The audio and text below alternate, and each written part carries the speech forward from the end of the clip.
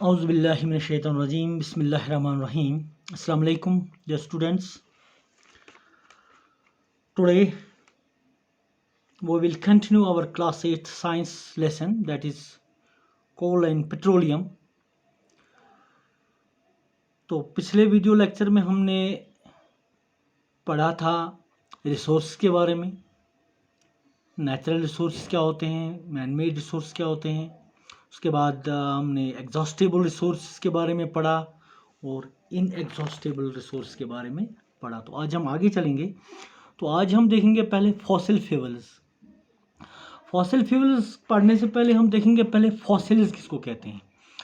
तो फॉसिल्स हमारे पास जो डेड रिमेन्स होते हैं प्लांट्स और एनिमल्स के, जो अर्थ क्रस्ट में प्रिजर्व रह चुके हैं, उन्हें हम फॉसिल्स कहते हैं।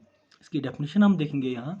फॉसिल्स और the remains of dead plants and animals that got preserved under the earth's crust due to natural processes like landslides, earthquake, volcanic eruptions etcetera.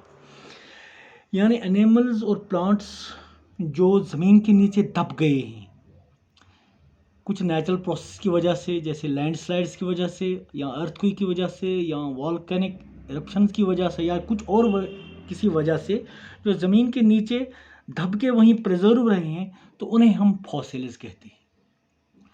तो उसके बाद फॉसिल फ्यूल, यानी फॉसिल फ्यूल क्या है। फॉसिल फ्यूल है ये कैसे बनता है, जो डेड रिमेन्स होते हैं, प्लांट्स और एनिमल्स के डेड रिमेन्स हैं, जो ये बोरीड हुए हैं, जो दब गए हैं ज़मीन के नीचे हज़ारों लाखों साल पहले, तो इसी को हम फॉसिल फ्यूल यानी द कंबस्टेबल सब्सटेंसेस, ये कंबस्टेबल सब्सटेंस है, फ्लेमेबल सब्सटेंस है, forms from the dead remains है। कहाँ से बनता है ये डेड रिमेन्स जो है प्लांट्स और एनिमल्स के, जो दब गए हैं नीचे अर्थ के क्रस्ट में हज़ारों लाखों साल पहले, इनको हम फॉसिल फ्यूल्स कहते हैं। फॉर एग्जांपल जो फॉसिल फ्यूल की जो एग्जाम्पल्स हैं वो हम कोल, पेट्रोलियम और नेचुरल गैस जो है ये एग्जाम्पल्स हैं इस फॉसिल फ्यूल्स की।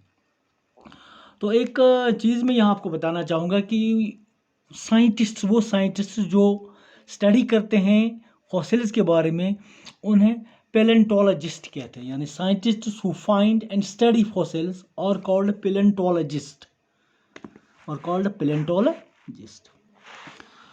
उसके बाद हम देखेंगे कोल। कोल क्या है। Coal is a combustible black porous solid substance. Coal जो है एक कंबस्टेबल सब्सटेंस है, फ्लेम है, जलने वाली है, सॉलिड सब्सटेंस है। It contains carbon and it's compounds और नाइट्रोजन, ऑक्सीजन, सल्फर एट्सेट्रा।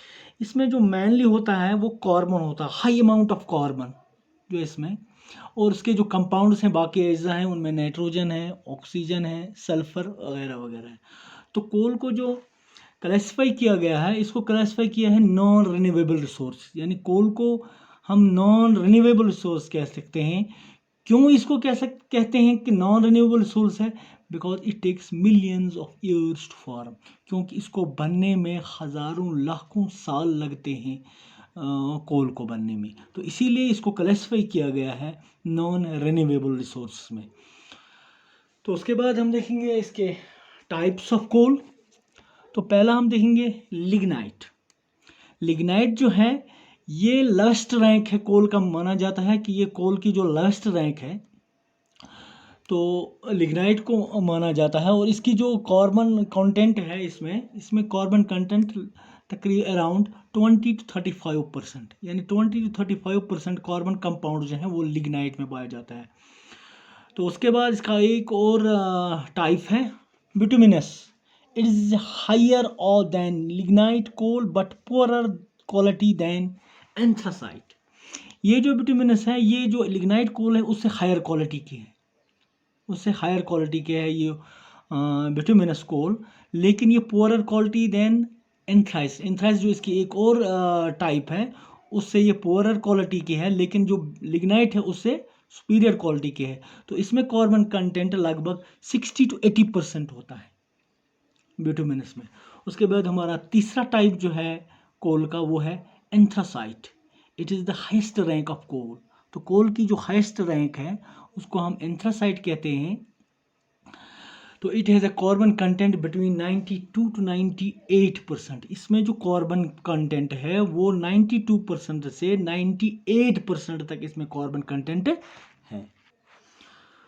उसके बाद हम देखेंगे कुछ यूजेस ऑफ कोल। तो कोल जो है, coal is used to cook food cook करने में इस्तेमाल होता है। To generate electricity in thermal power plants, तो थर्मल पावर प्लांट्स में इलेक्ट्रिसिटी जनरेट के लिए भी कोल का इस्तेमाल किया जाता है। तो इससे पहले अर्लियर जो ये कोल था ये इस्तेमाल होता था रेलवे इंजन्स में। रेलवे इंजन्स में ये प्रोड्यूस स्टीम करती थी, तो उसके इंजन चलते थे। तो आज कल हम इसको ये, इसके बाद जो कोल है ये प्रोसेस इन इंडस्ट्री में प्रोसेस किया जाता है ताकि हम इससे कुछ यूज़फुल प्रोडक्ट्स हासिल करते हैं। We get some useful products, जैसे कि कोक है, कोल टार है और कोल गैस है। कोक का नाम सुनते ही आप समझ गए कि शायद ये वो कोक है जो हम पीते हैं, ये वो कोक नहीं है। तो इससे हम ये प्रोडक्ट्स जो यूज़फुल प्रोडक्ट्स हैं हमारे लिए, इनके बारे में हम बाद में पढ़ेंगे। कोल टार और कोल गैस हम हासिल करते हैं। तो इंशाल्लाह इनके बारे में हम आगे दूसरे लेक्चर में पढ़ेंगे। तब तक के लिए अल्लाह।